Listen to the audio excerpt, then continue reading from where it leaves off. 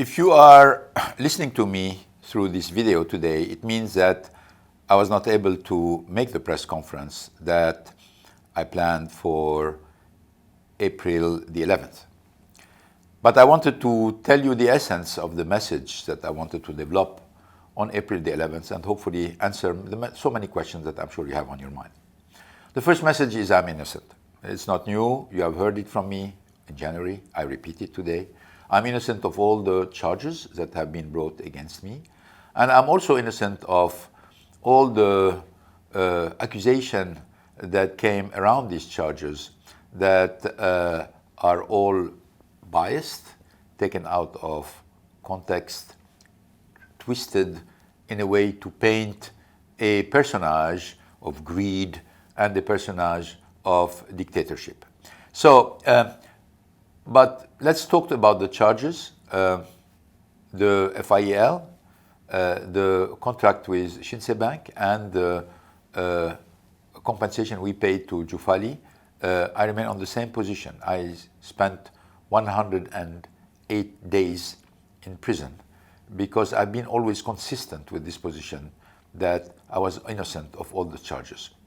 The second message I want to send you is the fact that I love Japan and I love Nissan. Nobody spends 20 years in a country.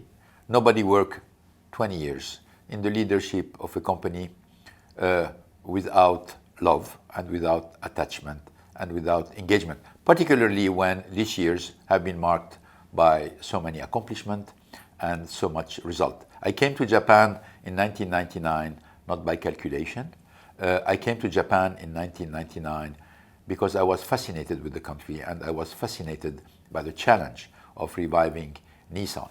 And you know very well that I committed since the beginning all my career to the success of the Nissan Revival Plan.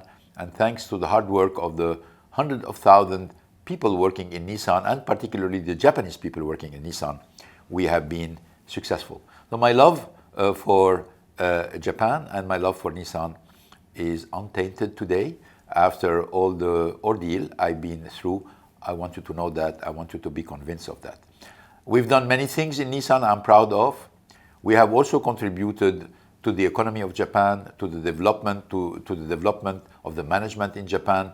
All of these things will remain as great memories and great achievement that I'm sure after all the last months, in a certain way, people will look at them with more fairness and more objectivity. The third point I want to tell you that this is a conspiracy. This is not about specific events. This is not about, again, greed. This is not about dictatorship. This is about a plot. This is about conspiracies. This is about backstabbing. That's what we're talking about. And why? So you can say, why this happened? Why it happened? Because there was first a fear that the next step of the alliance in terms of convergence and in terms of moving toward a merger would in a certain way threaten some people or eventually threaten the autonomy of Nissan, which, by the way, has never been threatened for the last 19 years when the alliance was created.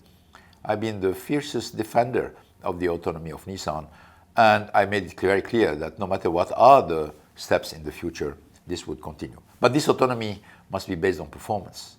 Nobody gets autonomy for the sake of autonomy. People get autonomy because they can be more performant with autonomy, and that was where the fear came. Because the performance of Nissan is not good. It has degraded a lot.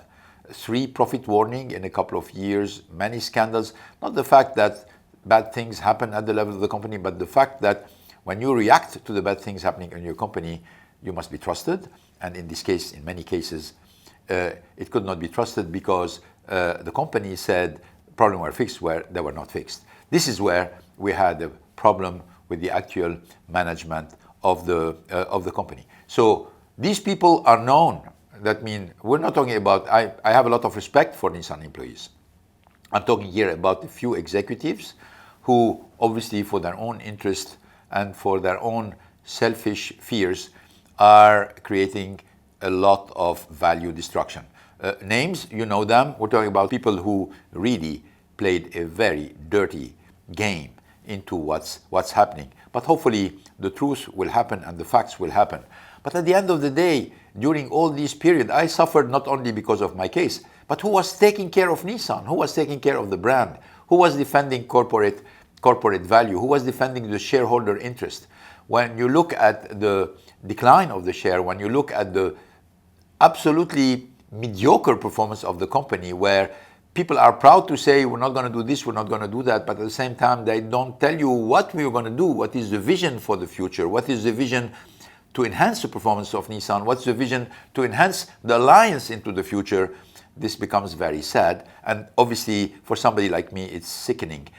For somebody who has dedicated 19, 20 years to do the contrary, which is create the corporate value, enhance the brand, seeing the laxism and the lack of attention is really very difficult to take. I'm worried. I'm worried because obviously the performance of Nissan is declining, but also I'm worried because I don't think that there is any vision for the alliance being built. Frankly, sitting down around the table, being consensual about decision, this is not a vision for something in an industry which is as competitive as the car industry. You need to show the future. You need to just make sure about what is our role into the future. You need to make sure that from time to time leadership is exercised, and leadership means we do what's good for the company, not for what we are capable to agree on. This is not dictatorship. This is leadership. It's exercised in many companies. And for people who say, well, there is only two options, consensus or dictatorship, that means they don't know what leadership is about. And this is very sad at the head of an organization as complex and as large as the Alliance can be or as Nissan can be. Finally, what I would like to say is my big hope, my biggest wish is to have a fair trial.